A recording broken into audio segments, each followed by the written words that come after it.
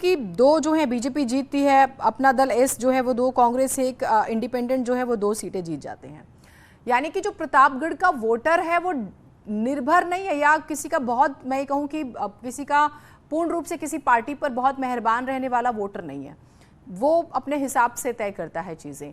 तो वहाँ पर, क्योंकि आपने पूरी कैंपेनिंग ग्राउंड पर देखी है, मैं इसलिए आपसे पूछ रही हूँ कि इस बार की फाइट कैसी है, इस बार मुकाबला कैसा। अगर हम सपोज कीजिए कि हम राजा भैया की सीट को एक पल के लिए हटाते हैं, उसके अलावा जो प्रत्याशी मैदान में है। जी जीनत, बिल्कुल अगर प्रतापगढ़ की बात की जाए तो 2012 में यहाँ पर सपा और राजा भैया जो है कुल मिला के 6 सीट जीतने में कामयाब हुए थे और 1 सीट जो है कांग्रेस की मिली थी। लेकिन अगर हम बात जो है 2017 की करें तो 2017 में जो है यहाँ पे भाजपा ने दमदार प्रदर्शन करते हुए भाजपा गठबंधन ने 4 सीटें हासिल किया था और राजा भैया के पास 2 सीटें गई थी और कांग्रेस के पास 1 सीटें गई थी। तो कहीं ना कहीं ये प्रतापगढ़ का एक हिसाब से नेचर रहा है, वो बराबर जो है जो सीटें हैं वो कभी भाजपा की ओर रुख करते हैं, कभी जो है वो सपा की ओर रुख करते हैं, तो कभी बसपा की ओर रुख करते हैं। अगर हम बात करें तो रानीगंज में, पट्टी में, तो तमाम सारी सीटों पर सीधा मुकाबला जो है वो सपा से है और प्रतापगढ़ में इस बार सपा जो है बेहद ही कड़ी टक्कर भी गुलशन यादव, क्योंकि अखिलेश यादव उनके लिए प्रचार करने गए थे। मैं एक सवाल और आपसे लेती हूँ, फिर मैं बाकी सहयोगी से भी बात करूंगी, क्योंकि अखिलेश यादव प्रचार करने गए और वो कुंडा में कुंडी लगाने का जिक्र करते हैं और फिर हमने राजा भैया का स्टेटमेंट भी सुना कि कोई नहीं लगा सकता यहाँ पर कुंडी। जरा ये जो मुकाबला है इसके बारे में भी दर्शकों को बताइए। बिल्कुल जीनत, अगर बात करें प्रतापगढ़ के कुंडा सीट की तो प्रतापगढ़ की कुंडा जो है हॉट सीट मानी जाती है और यहाँ से रघुराज प्रताप उर्फ राजा भैया 6 बार से निर्दल विधायक हैं और इस बार वो अपनी पार्टी से जनसत्ता दल से चुनावी मैदान में हैं। तो कहीं ना कहीं उनका मुकाबला जो है वो सीधे तौर पे जो है सपा से है और सपा भी जो है इस बार कुंडा में बेहद ही दिलचस्प रूप से जो है चुनाव लड़ रही है। कहा ऐसा जाता था कि राजा भैया का यूं दबदबा होता था कि चुनाव कुंडा का एक तरफा हुआ करता था, लेकिन इस बार तस्वीर भी बदली है और तकदीर भी जो है बदली है। तो कहीं ना कहीं कुंडा में अब ऐसा लगने लगा है कि कुंडा में भी विधानसभा चुनाव के चुनावी माहौल हैं और सपा के गुलशन यादव भी दमदारी से वहाँ पे चुनाव लड़ रहे हैं। लेकिन कहीं ना कहीं इस बार ये देखने को मिल रहा है कि जनसत्ता दल और सपा के बीच जो है कुंडा विधानसभा में जबरदस्त जो है घमासान है। वहीं जब अखिलेश यादव कैंपेनिंग करने के लिए आए थे तो उन्होंने कहा था कि कुंडा में इस बार कुंडी लगा दीजिए, जनता से उन्होंने अपील किया था, जिसके बाद राजा भैया ने जो है पूर्व सीएम अखिलेश यादव पे पलटवार करते हुए कहा था कि कोई माई का लाल ऐसा नहीं है कि जो कि कुंडा में कुंडी लगा दे, उनकी 7 पुश्त भी ऐसा नहीं कर सकती है। ये बयान खासतौर पे सियासत का जो है केंद्र रहा। तमाम सारे लोग इस बयान को दिन भर जो है चर्चा करते रहे। पीछे मैं देख रहे हैं बहुत उम्रदराज बुजुर्ग हैं, पूछिए जरा वोट डालने आए हैं क्या?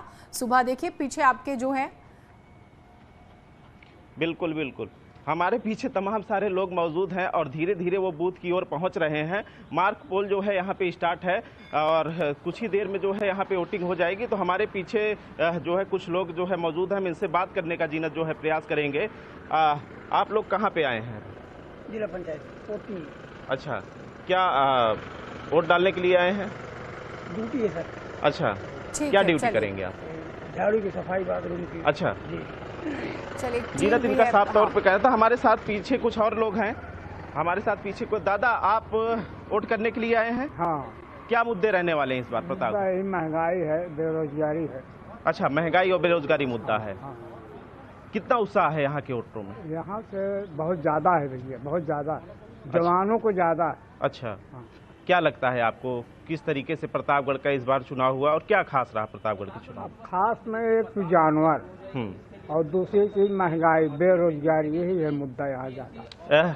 ये थे हमारे साथ जो है उनका साफ तौर पे कहना था। उत्साह है, अभी सुबह से ही 6 बजे से ही लाइन में आके कतारों में आके खड़े हो गए हैं। इनका साफ तौर पे मानना तमाम सारे ऐसे प्रतापगढ़ के मुद्दे हैं जो कि पहले हमने बताया, उसी को ध्यान में रखते हुए वो जिले हैं जो बहुत ज्यादा संपन्न नहीं है, जो मैंने शुरू में कहा, और ये मुद्दा बनेगा, बन रहा है। और आपने सुना भी, देखिए इतने बुजुर्ग हैं, अभी सुबह का वक्त हुआ है और 6:19 और देखिए वो वोट डालने आ गए हैं। तो फिर यहाँ से हम अपील कर देते हैं कि भाई आप लोग भी जो जो है, अगर आपके विधानसभा क्षेत्र में मतदान है आज तो जाइए, वोट जरूर कास्ट कीजिए और आज सुबह से ही वोट प्रतिशत बेहतर रहना चाहिए। देवमणि हमारे साथ गोंडा से जुड़े हुए हैं, हम गोंडा का भी जिक्र कर लेते हैं। गोंडा के पिछड़ेपन की बातें होती है, एक वो भी समय था जब गोंडा सबसे गंदा जिला बनकर सामने आया था, लेकिन फिर यह दावा हुआ कि नहीं, हम इसे बेहतरीन जिला बनाएंगे। कितना बदला गोंडा और मुकाबला क्या है देवमणि, जरा बताइए वहां जमीन पर।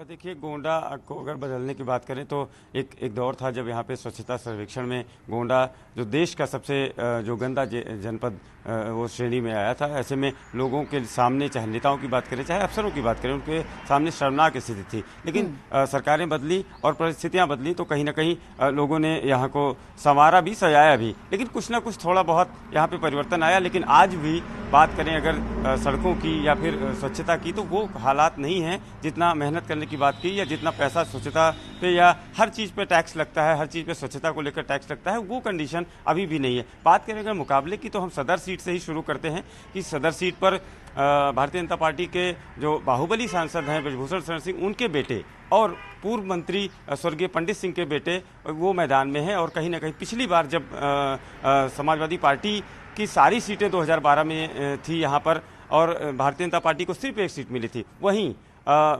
2017 में सारी सीटें भारतीय जनता पार्टी के खाते में आ गई थी। इस बार उसी तरह से यहाँ पर मुकाबला है। तो सदर सीट पर दोनों जो